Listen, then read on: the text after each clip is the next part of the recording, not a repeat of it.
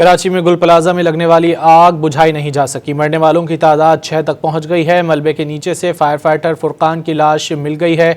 4 मरने वालों की शनाख्त हो गई है, जबकि 2 लाशें बुरी तरह झुलसी हुई हैं। चीफ फायर ऑफिसर के मुताबिक आग बुझाने में मजीद 8 से 10 घंटे तक लग सकते हैं। तपिश की वजह से फायर फाइटर अंदर नहीं जा पा रहे।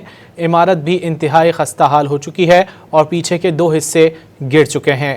कराची में गुल प्लाजा में लगने वाली आग बुझाई नहीं जा सकी। मरने वालों की तादाद 6 तक पहुंच गई है। मलबे के नीचे से फायर फाइटर फुरकान की लाश मिल गई है। 4 मरने वालों की शनाख्त हो गई है, जबकि 2 लाशें बुरी तरह झुलसी हुई हैं। चीफ फायर अफसर के मुताबिक आग बुझाने में मजीद 8 से 10 घंटे तक लग सकते हैं। तपिश की वजह से फायर फाइटर अंदर नहीं जा पा रहे हैं। इमारत भी इंतहाई खस्ता हाल हो चुकी है और पीछे के 2 हिस्से गिर चुके हैं।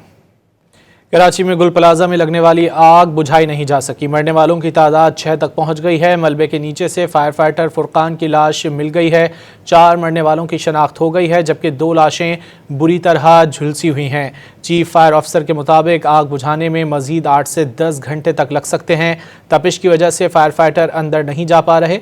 इमारत भी इंतहाई खस्ता हाल हो चुकी है और पीछे के 2 हिस्से गिर चुके हैं।